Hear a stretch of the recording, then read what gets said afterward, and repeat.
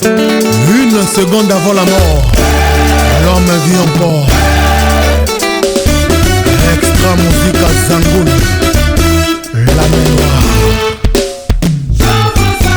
Général, non coupable.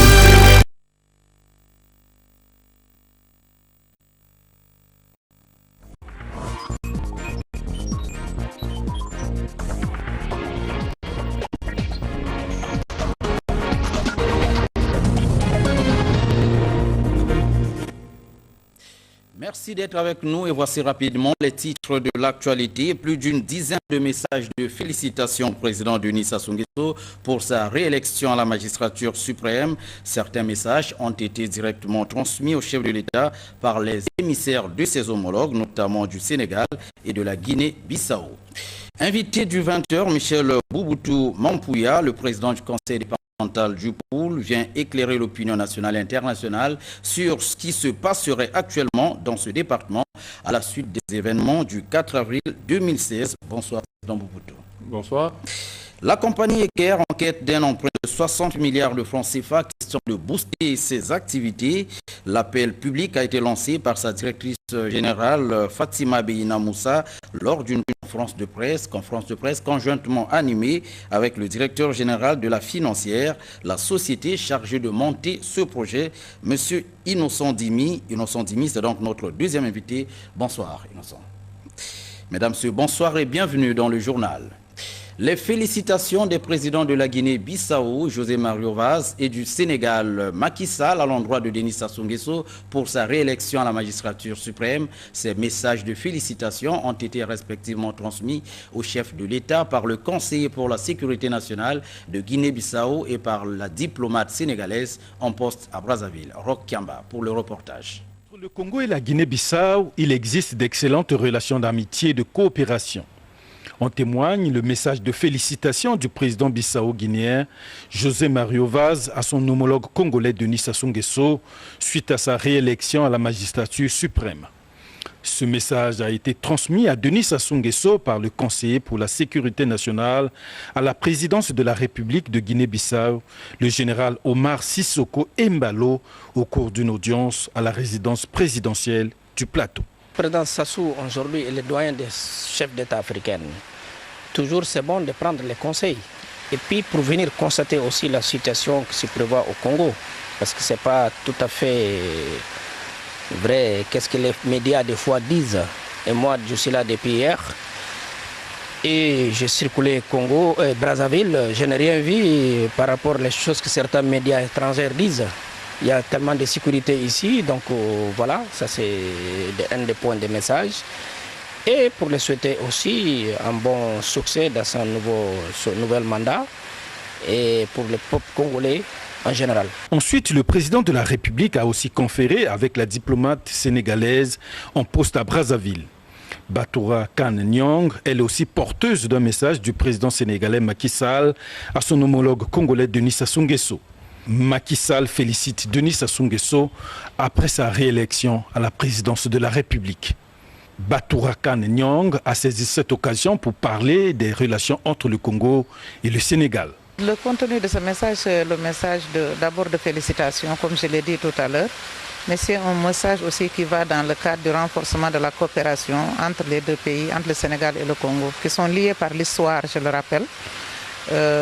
Comme vous le savez, les Sénégalais ont participé à la construction du rail Brazzaville-Pointe-Noire et plus de 10 000 Sénégalais ont perdu la vie dans cette œuvre. L'histoire du sergent Malamine, je ne vous le raconterai pas. Je crois que n'eût été la témérité du sergent Malamine, aujourd'hui Brazzaville ne serait que le prolongement de Kinshasa. Et beaucoup d'autres choses encore. Et par commencer même par le fait que là où je me trouve, ça s'appelait Petit Sénégal dans le temps.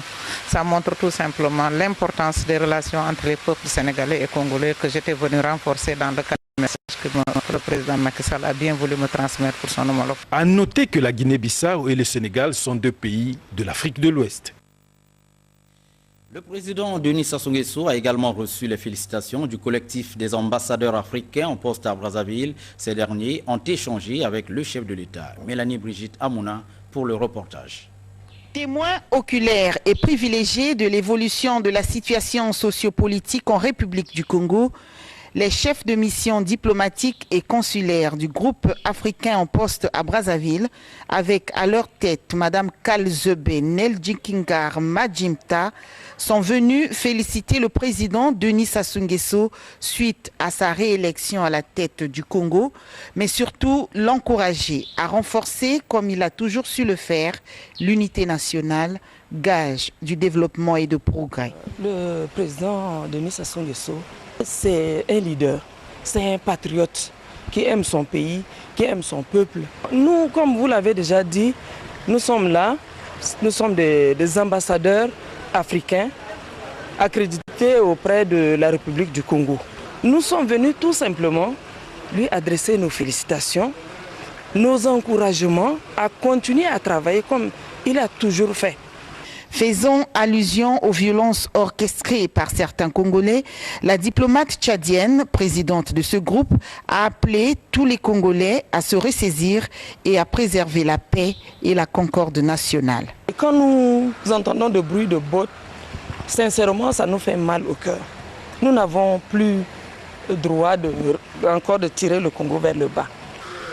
Je vais dire que les violences, ce n'est pas une bonne chose. J'ai lu quelque part à Pila. Vous avez vu, plus jamais ça. Et je crois que tous les Congolais doivent s'approprier cette déclaration-là. Ce que nous avons vécu le 4 était malheureux. Malheureux parce que nous n'avons plus besoin de ces violences-là dans nos pays. Nous n'avons plus besoin de ça. Et le Congo, ce beau pays, que Dieu nous a donné, nous n'avons pas le droit de semer de troubles, de violences dans ce pays. Voilà, encore 8 messages de félicitations à l'endroit du président Denis Sassou Nguesso pour sa réélection à la magistrature suprême. Des messages en provenance de ses homologues du Mali, Ibrahim Boubacar Keïta, de Djibouti, Ismaïl Omar Guelleh, de la Turquie, Recep Erdogan, de la Guinée, Alpha Condé, du Gabon, Ali Bongo Ondimba et du sous-secrétaire général du groupe des États d'Afrique, des Caraïbes et du Pacifique. Toutes ces personnalités souhaitent au président de la République plein succès dans l'œuvre de construction du Congo pour un mandat de 5 ans. À tous ces messages, il faut également ajouter les félicitations venues du Royaume du Maroc et de la République populaire démocratique de Corée. Et puis la marche vers le développement derrière la confiance de la République du Congo. Ceci est un message de la direction du Palais des Congrès de Brazzaville qui abrite ce samedi 16 avril à partir de 10 h la cérémonie d'investiture du président de la République élu Denis Sassou Nguesso. Je vous disais hier, les événements survenus dans les quartiers sud de Brazzaville n'ont pas eu de conséquences fâcheuses dans le département du Poul, au chef-lieu du département Kinkala, tout comme à Mindouli, Vinza et bien d'autres localités. Les structures administratives fonctionnent normalement. Sébastien Aoué et Séraphin Okemba ont visité toutes ces localités. Suite à des déclarations radieuses et des médias internationaux en rapport avec les événements de Brazzaville, une équipe de journalistes de la chaîne nationale de télévision congolaise s'est rendue dans le département du Pôle, notamment dans les localités de Kinkala, Mindouli, Vinza et Mayama. À Kinkala, par exemple, dans les administrations, les fonctionnaires ont été à leur poste, notamment dans les hôpitaux et les écoles. L'enseignement se déroule bien, les enfants viennent à l'école. Ici à Kinkala, il y a la paix. Et quand on dit qu'on est venu bombarder ici, ce n'est pas vrai. On ne peut pas dire de n'importe quoi. On ne peut que dire ce qu'on a vu. Nous ne sommes pas là pour entendre des rumeurs. Nous aussi, nous entendons par les médias ces choses étonnantes, comme quoi on aurait enlevé les rails de Mindouli jusqu'à Massembolou-Baki. Qu'à Mindouli, il n'y a plus personne, les gens sont allés dans la forêt. Nous sommes étonnés. Et nous demandons même quel est l'objectif d'une telle désinformation. Tout le monde vaque à son occupation quotidienne. Il n'y a pas de maison bombardée. Il n'y a pas un seul mort dû à un bombardement quelconque. D'ailleurs, on ne sait pas où ce qu'on a bombardé. Je puis dire ceci, vous êtes bel et bien à Vinza, vous le constatez, et l'administration fonctionne normalement, les populations sont là. C'est que, avec ce qui s'était passé à Brazzaville, bon, il y a eu des exactions à Brazzaville, il y a eu quelques ex-combattants, et sont venus à Vinza. Vous savez, là, il y a une base qu'on appelle CPR. Et cette base, c'est Ntoumi qui la gère avec ses Néjas. Donc, lorsqu'il y a des situations là-bas, les gens replient pour le CPR. Donc, il y a eu quelques têtes qui sont arrivées à Vinza pour se camoufler effectivement. Il y a eu le passage de l'hélicoptère pour faire une reconnaissance. Un premier jour, le lendemain, l'hélicoptère est passé pour damer la base des Néjas, les ex-combattants. Il n'y a pas eu de morts, il n'y a pas eu de blessés. Le monde, il y a eu quelques populations qui avaient pris peur. Parce qu'il y a longtemps qu'ils avaient vécu ça, ils sont partis dans les villages voisins, ils sont revenus. Et tout le monde vaque librement leurs occupations. Et les gens sont là, ils ne sont pas dans les forêts. Et vous les avez trouvés sur place. Et on ne savait pas que vous arriviez aussi. Voilà, à l'instar de l'administration publique, les établissements de commerce, marchés, boutiques et bistrots exercent librement leurs activités à la grande satisfaction des populations qui ont tenu elles-mêmes à démentir certaines allégations. Une fois de plus, Sébastien, oui. Dans ce département, le chapitre des activités économiques n'a pas connu de perturbations. Les marchés ont vendu, les travaux de construction en cours se déroulent normalement, les bistrots et les transports en commun ont fonctionné comme à l'accoutumée. Tout ceci grâce au climat de paix qui règne dans ce département. On est ici à Mindouli, on est vraiment libre. Est-ce qu'on ne vous a pas bombardé? Rien, il n'y a pas eu des armes ici? Il n'y avait pas le bombardement, il n'y avait pas aussi des armes à Mindouli. Ici à Mindouli, on est bien, on n'est pas bombardé par les RICO ici.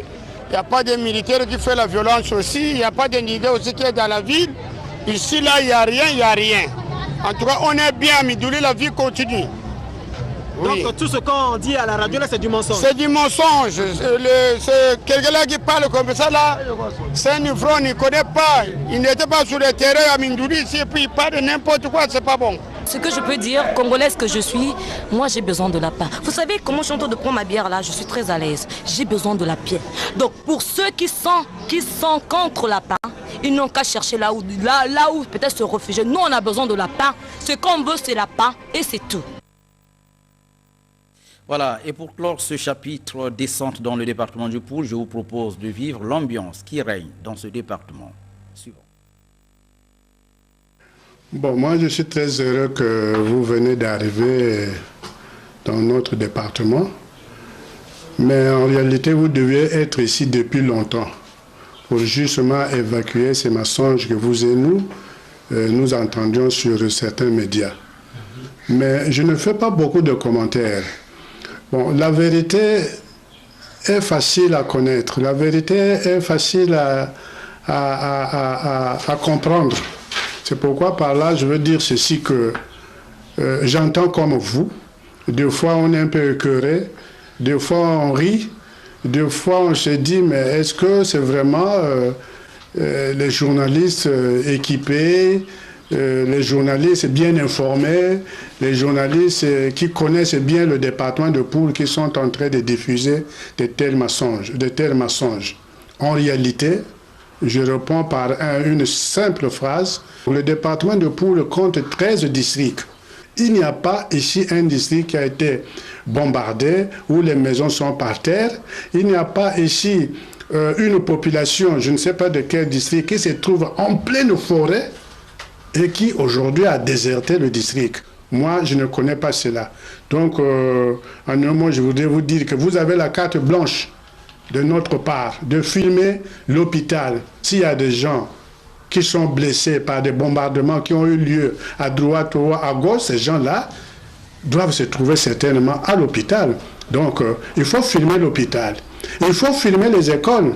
Il faut filmer les institutions que nous avions ici. Je parle par là, la mairie, le conseil départemental, la sous-préfecture, les hôpitaux que nous disposons ici. Filmer toutes ces choses-là, afin que tout le monde puisse voir ces images-là et qu'on arrête un peu de salir un département jusqu'à ce niveau-là. Nous ne voulons pas cela. Bon, maintenant, ce qui est vrai, ce qui s'est passé à Brazzaville, nous ne sommes pas le département de Brazzaville. Ça, peut-être s'il y a des choses à Brazzaville ou pas, ce n'est pas à nous de répondre cela. Mais notre pays, vous le savez bien, a connu une guerre. Et cette guerre dont le traumatisme existe jusqu'à aujourd'hui fait que dès qu'il y a quelque chose au niveau de Brazzaville, nous voyons aussi les gens de Brazzaville venir. Dès qu'il y a quelque chose, je ne sais même pas, même à Pointe-Noire, vous voyez les gens, par ce traumatisme que nous avons tous vécu, prendre leurs précautions. Mais sinon, le reste, c'est les mêmes chansons que nous écoutons par tel média. Mais il faut que ça se termine. Nous disons bien, il faut que ça se termine. Le département de Poul a besoin de la paix, la quiétude, la tranquillité. Il ne faut pas qu'on nous salue de cette façon-là. Le département de Poul a besoin de bénéficier tout ce que les autres départements bénéficient. Il ne faut pas qu'on nous monte ici une théorie ou bien un message sale qui fait que les gens fuient le département de Poul alors que nous avons besoin des opérateurs économiques. Nous avons la construction de la route Kinkala-Mindouli qui est en train de se faire. Il ne faut pas qu'on puisse semer de la peur parmi les gens que nous avons ici sur le terrain et qui participent, n'est-ce pas, à la construction de certaines structures dans notre département. Nous avons la construction de l'usine de verre demain dans le département, les Chinois sont là. Nous avons la construction de l'usine du ciment qui se fait à Mindouli. Probablement, vous irez aller filmer pour voir si c'est détruit par les bombardements dont on parle. Bon, nous avons la construction de la route Kinkala-Mindouli. Allez-y, la base ville, et tous ceux qui travaillent là sont là. Les gens s'y rendent chaque matin au travail. Allez-y voir s'il y a des impacts. Bref, je vous donne la carte blanche à toutes ces informations mal faites et qui pourrit, qui salit notre département et par-dessus aussi le pays. Voilà, vous avez compris, vous venez de suivre le préfet du Poul, Jean-Michel Songa, qui s'expliquait justement sur ces allégations à propos du département du Poul. Une autre autorité locale du Poul sur ce plateau, vous l'avez suivi dans notre édition de 19h, Michel Bumbutu Mampouya, de nouveau sur ce plateau. Une fois de plus, bonsoir. Vous avez suivi les reportages, vous avez suivi le préfet du Poul qui est basé également à Kinkala. Vous êtes aussi basé à Kinkala. Qu'est-ce que vous pouvez ajouter pour clore définitivement ce chapitre? La paix existe dans le Poul. La circulation des personnes et des biens est garantie. Vous pouvez partir de Brazzaville jusqu'à Kinkala, Mindouli. Le trafic entre Pointe-Noire, Mindouli, Brazzaville fonctionne nuit et jour, il n'a jamais été interrompu. La paix existe. Seulement, certains médias internationaux, surtout ce matin, je l'ai suivi encore, pensent que le Poul a été bombardé, il y a des charniers, il y a des morts dans le Poul. Nous n'avons pas enregistré à l'hôpital de Kinkala un cadavre ou un blessé depuis que ce conflit a commencé. Et les reporters étaient là hier. Partout, il y a qu'à Mayama où il y avait une petite piscose, parce qu'il y avait une concentration... Oui, Président Mobutu, justement, tous ces aspects, tout ce que nous venons de suivre, les reportages, les explications du préfet sont claires. Alors, pour clore justement ce vous êtes passé à 19h, vous avez également émis beaucoup d'explications là-dessus. Pour clore tout ce chapitre, quel est le message d'apaisement que vous pouvez lancer à toutes les populations du département du Poul afin que la vie, ceux qui sont encore hésitants, reprennent le cours normal de la vie? D'abord, je lance un appel à tous nos frères du Poul, civils, militaires, les cadres. Les ninjas sont nos parents. Nous pouvons aller vers eux pour les ramener à la vie. Ce sont nos parents, nous les connaissons. La paix doit exister dans le Poul. En ce moment, la paix existe. Il n'y a pas de développement s'il n'y a pas de paix. Ce que nous voulons en ce moment, nous nous battons pour le développement. Il ne faut pas que notre département soit identifié comme un département surrectionnel par les autres. Ce n'est pas bien. Nous ne sommes pas en surrection contre l'État. C'est faux. Et dans les médias étrangers, ils salissent le nom du Poul. Ce n'est pas normal. Qu'ils nous laissent tranquilles. Surtout, je le dis bien, les médias étrangers. Merci, Président.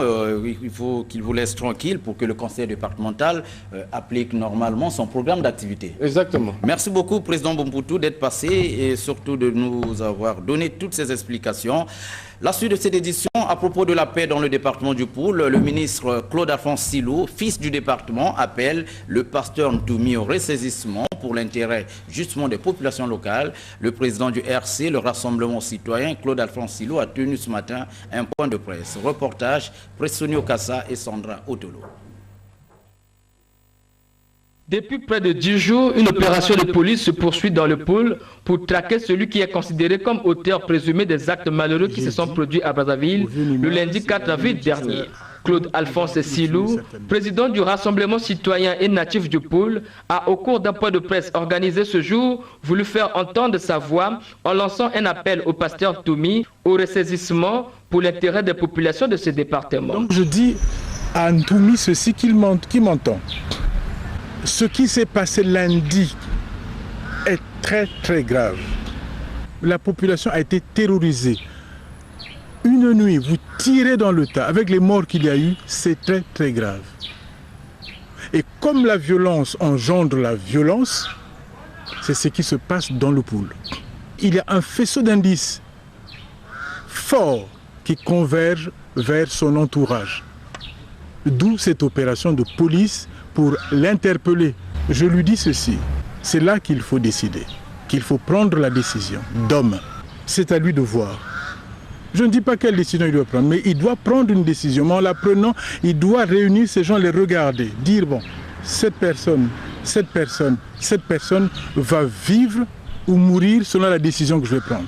Véritable moment d'échange franc et direct avec la presse sur cette situation qui préoccupe plus d'un Congolais. Sur cette question, Claude-Alphonse Silou n'accepte pas la création des milices privées qui empêchent le développement du pôle. Il a ajouté qu'ensemble, travaillons pour contribuer au retour de la paix dans cette partie du pays. Autre fait de l'actualité, la diplomatie parlementaire. Le sujet a fait l'objet d'un échange entre le président de l'Assemblée nationale et l'ambassadeur d'Italie au Congo. Justin Koumba et Andrea Mazela ont évoqué la question de la place de l'opposition au Parlement et le rôle de contrôle parlementaire tel que préconisé par la Constitution. Cyril Safoubachi. C'est une séance de travail maintes fois reportée pour cause de calendrier politique. Au regard des sujets à aborder, le diplomate italien en poste au Congo ne pouvait pas manquer cette rencontre avec le président de l'Assemblée nationale, Justin Koumba.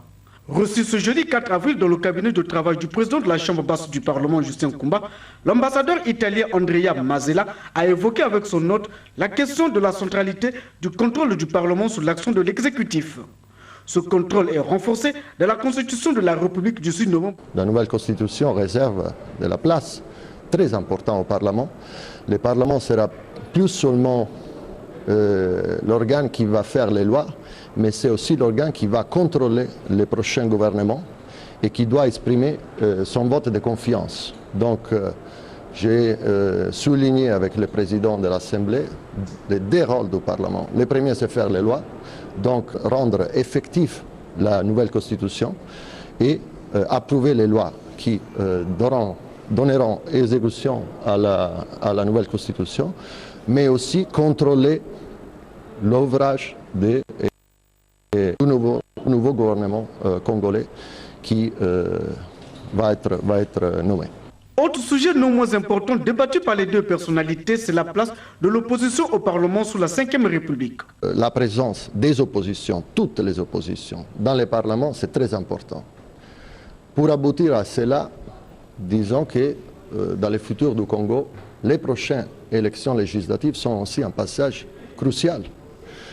Parce qu'on espère qu'avec ces passages, on pourra parlementariser l'opposition, que l'opposition puisse participer au dialogue politique du pays dans le Parlement, exprimant ses instances et ses nécessités. Sur cette question, la Constitution en vigueur prévoit les valeurs de partage. Déjà sous la 4e République, dans la pratique parlementaire à l'Assemblée nationale du Congo, l'opposition occupe le poste de 2e secrétaire et de président de la Commission Santé, Famille et Genre.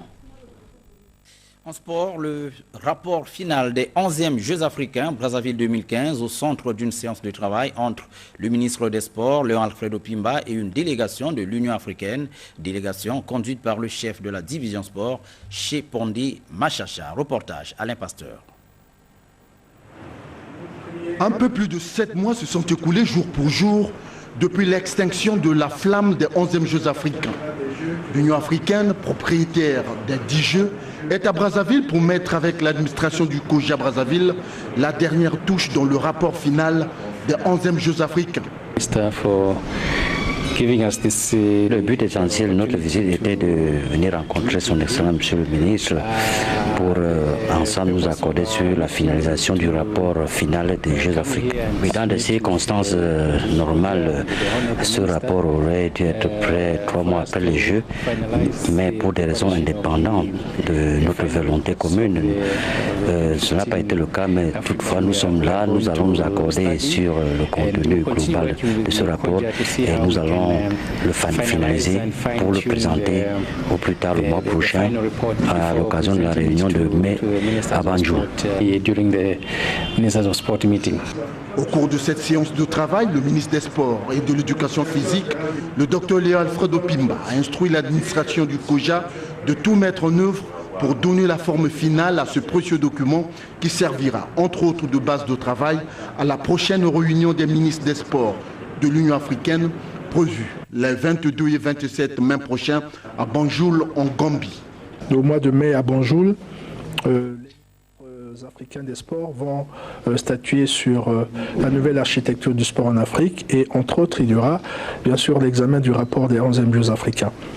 Nous avons donc reçu cette mission et nous sommes tombés d'accord sur les fondements de ce rapport qui prend en compte bien sûr les conclusions des différentes commissions, notamment la commission technique, la commission organisation des Jeux, avec les médailles, avec les questions liées au dopage.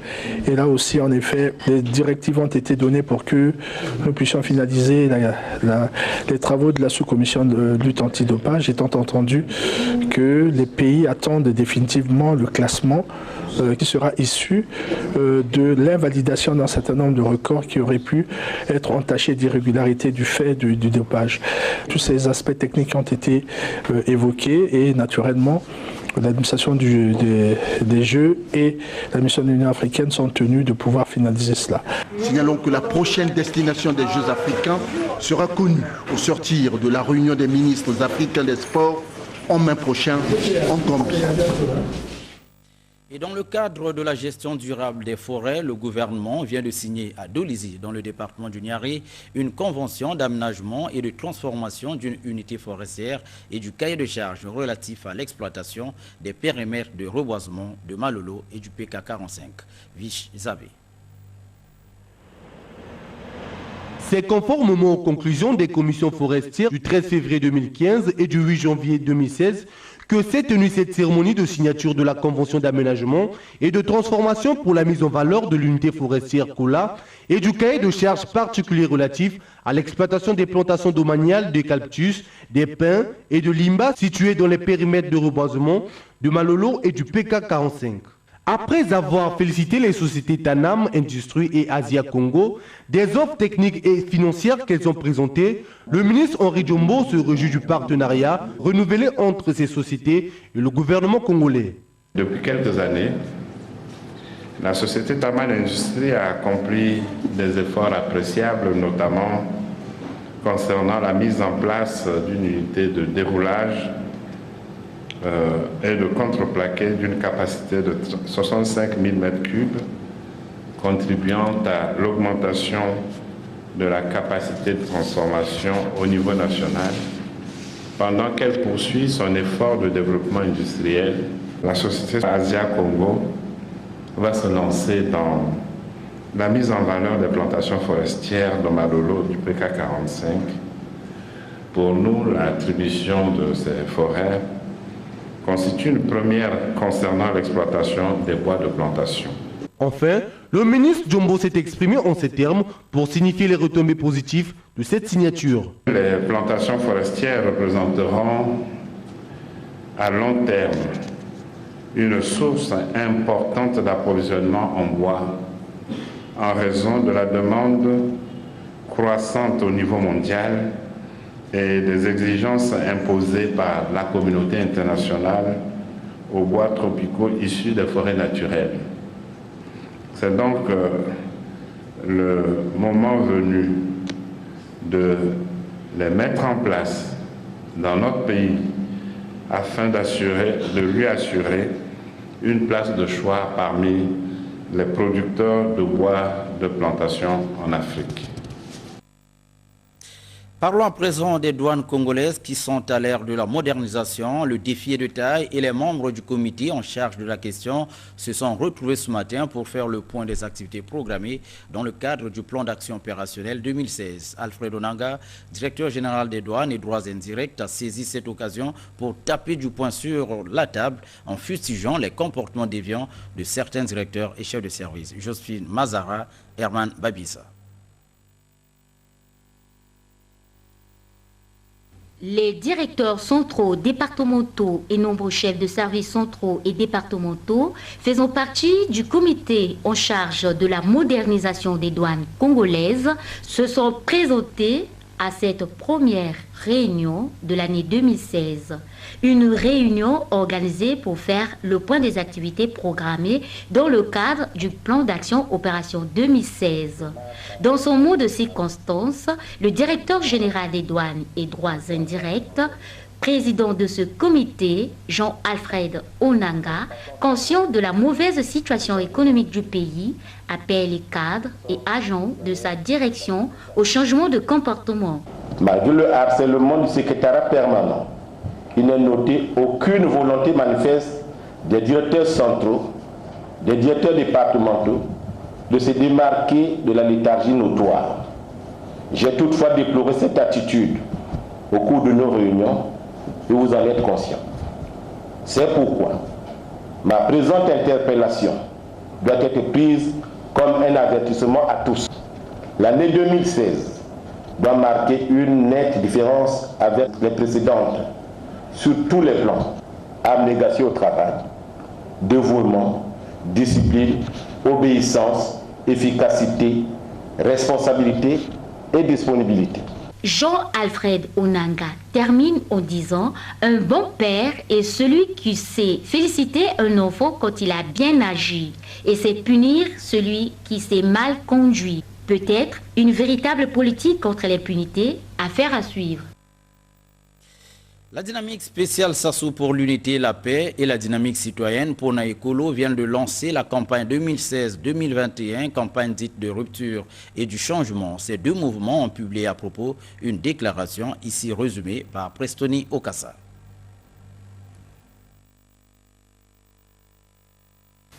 Ayant pris part activement au processus amenant le Congo à la Nouvelle République, à la campagne présidentielle pour le compte de Denis Sassou Nguesso, et à quelques jours de sa prestation de serment, la dynamique citoyenne Pona Ekolo Samunabwala et la dynamique spéciale Sassou pour l'unité et la paix lancent un appel au président élu à la rupture et au changement pour l'intérêt du peuple congolais. Conscient de cette réalité et des attentes des populations que la DSUP et Pona Ekolo appellent ce jour à la rupture et au changement. En un mot, rupture dans le système. Rupture et changement dans nos comportements, nos méthodes, notre façon d'appréhender et de percevoir la chose publique, mais aussi de la relation que l'homme politique a vis-à-vis du pouvoir. Rupture vers une société où l'homme politique n'aura pas que des droits, mais surtout des devoirs. Dans son allocution de circonstances, Elvis Chalisson Okombi, coordonnateur général de Pona Ekolo, a déclaré que la jeunesse doit être au cœur de ce quinquennat. Nous devons aussi de plus en plus, et c'est le vœu, aller vers une société d'égalité des chances, où les meilleurs d'entre nous auront non seulement la possibilité d'aller loin, mais nous avons dit plus loin. Parce qu'en ce moment-là, nous devons être dans une république qui donne la chance aux plus méritants d'entre nous d'aller plus loin. Après quoi, les deux responsables ont paraphé cette déclaration comme pour dire qu'ils s'engagent résolument à faire aboutir leur démarche. Pour ces deux dynamiques, seule la rigueur fera avancer le Congo. Dans le secteur de l'aviation civile, la compagnie Eker se propose de booster ses activités, mais il lui faut impérativement de gros moyens financiers. C'est le sens de cet appel public lancé par sa directrice générale Fatima Beina Moussa lors de la conférence de presse animée avec le directeur général de la société en charge de ce montage financier, Innocent Dimi. Il est question donc pour Eker d'emprunter 60 milliards de francs CFA sur le marché financier d'Afrique centrale. Régis Assoula.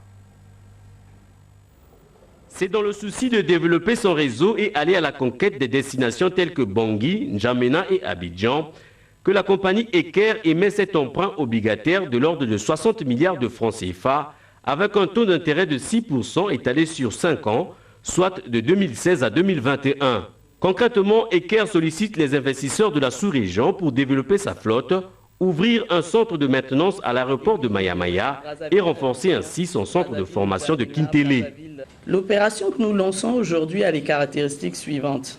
Nous recherchons un montant de 60 milliards de francs CFA. Cet emprunt se ferait sur une durée de 5 ans avec un taux de 6%. Et l'utilisation du produit de cet emprunt servira notamment à investir dans notre flotte, acquérir plus d'avions et plus d'équipements d'avions pour nos appareils existants. Étendre notre réseau, nous comptons notamment ouvrir les lignes de Brazzaville-Abidjan, Brazzaville-N'Djamena, Brazzaville-Bangui. Maillon essentiel de cette opération, la financière apporte son expertise car cet emprunt obligataire, garanti par l'État congolais, a reçu le visa de la COSUMAF, Commission de surveillance du marché financier d'Afrique centrale. C'est une opération qui va donc sur 5 ans, avec une période de souscription jusqu'au 21 mai de cette année. Alors, la valeur nominale, c'est 100 000 francs CFA, c'est qu'il peut souscrire à partir du moment où il a rempli son bulletin de souscription et qu'il a versé ses 100 000 francs CFA. Ensuite, tous les 6 mois, vous recevrez un pourcentage de 6% et à la fin des 5 ans, l'intégralité du capital investi. Ce qui veut dire en d'autres termes que vos 6% sont capitalisés tout au long de la période et qu'il n'y a pas d'effet dégressif. C'est un réel avantage. 5 ans après sa création, la compagnie Eker s'affirme un peu plus dans le ciel africain, avec à son actif plus d'1 million de passagers transportés. Sur ce plateau, bonsoir une fois de plus, Innocent Dimi. Vous avez co-animé cette conférence de presse. On peut d'abord savoir, qu'est-ce qu'un emprunt obligataire? Puis un emprunt obligataire, c'est finalement un appel public à l'épargne. C'est-à-dire que tout un chacun, vous, moi, n'importe qui, peut souscrire à l'emprunt obligataire et accompagner la société qui sollicite des fonds. En l'occurrence, ici, Eker. Il vous suffit pour cela de matérialiser votre intention en remplissant un bulletin de souscription et en versant l'équivalent de votre investissement. Et une fois que vous avez fait ça, vous êtes rémunéré. C'est-à-dire que vous touchez des intérêts sur l'argent que vous avez placé. Alors, vous êtes donc le directeur général de la financière, structure chargée de piloter ce projet. Comment ça va se passer et quelles sont les caractéristiques et les garanties de cette opération? Bien, comment ça va se passer? C'est une opération, je viens de vous le dire, ouverte à tout un chacun. C'est une opération à laquelle vous pouvez souscrire jusqu'au 21 mai, ou un peu avant si l'opération remporte le succès que l'on espère. C'est un montant appelé total de 60 milliards. Et en termes de garantie, il y a d'abord la garantie d'Eker, qui est par essence une société anonyme avec un chiffre d'affaires, des activités, mais il y a également la garantie souveraine de l'État. La garantie souveraine de l'État qui est mise en place, elle est faite pour réconforter, j'allais dire, ou rassurer plus exactement, les investisseurs qui souhaiteraient participer à l'opération. C'est en cas de défaillance d'Eker, l'État se porte caution pour couvrir l'opération. Mais de vous à moi, je ne pense pas que cela puisse arriver. Oui, ça c'est la garantie, c'est la question que j'allais poser. Pourquoi l'État n'a pas volé au secours au lieu que Eker lance un tel appel? Non, Eker est une société viable. On voit les avions d'Eker décoller tous les jours, c'est plus d'1 700 000 passagers déjà transportés. Il y a aujourd'hui un volume d'activité qui permet d'assurer et de couvrir l'opération. Mais c'est la fonction régalienne d'un État que d'accompagner son économie nationale, et particulièrement une compagnie comme Eker qui a vocation à être notre fleuron national et un vrai outil d'intégration sous-régionale. Donc c'est plutôt dans un sens d'accompagnement, une démarche de suivi. Et puis je rappelle que c'est la première émission congolaise, tout court. Donc c'est la première fois que l'État congolais, à travers sa compagnie nationale, sollicite le marché financier. Est-ce que sur le marché local, ce financement ne peut pas être acquis? Il faut se retourner du côté des pays d'Afrique centrale. Bon, la question s'est posée. On s'est demandé s'il fallait faire ce qu'on appelle un pool bancaire, c'est-à-dire rassembler plusieurs banques pour essayer de les amener à participer à l'opération. Et puis finalement, on s'est dit, pourquoi ne pas jouer la carte de la transparence?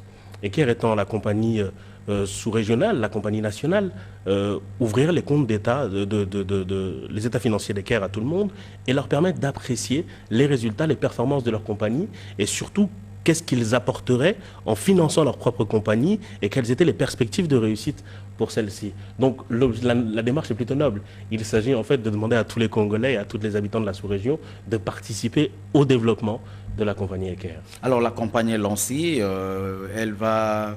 Aujourd'hui c'est le lancement, après la suite c'est quoi?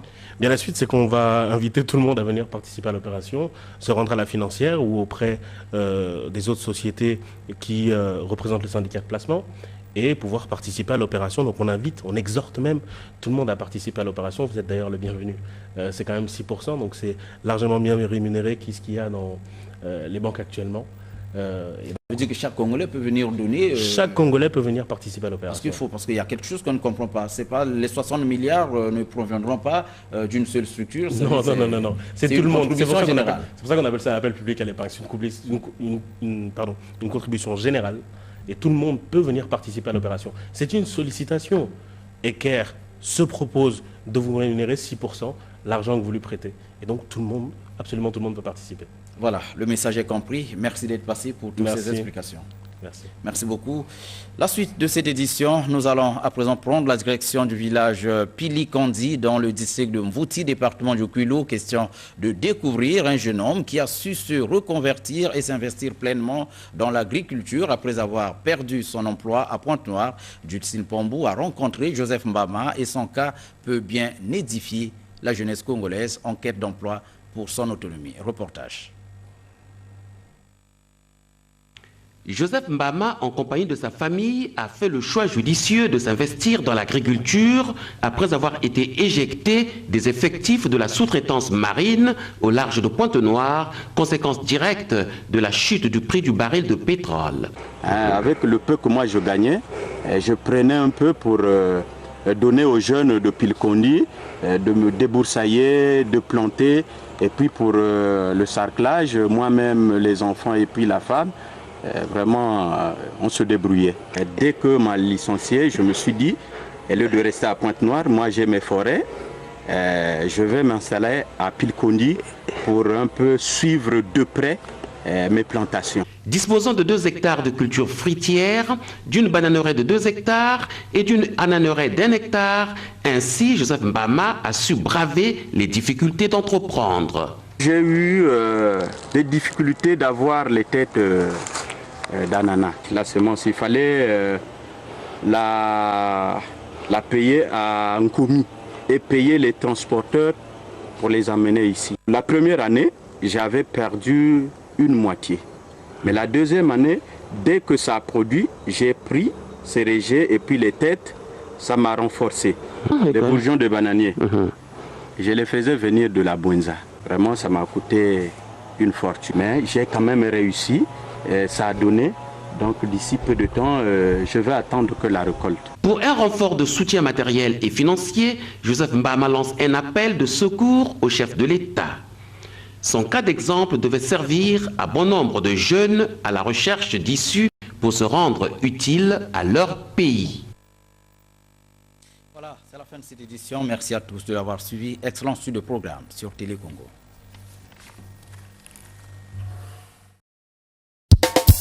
Bana patru mikudila Muragoya kanito sima bendele Katuna stare mikudila Tibo Muragoya kanito sima bendele Iwase salisa bendo O salisa bendo Ikisa bendo Ikisa bendo Ikisa bendo liberate Bana patru mikudila Muragoya kanito sima bendele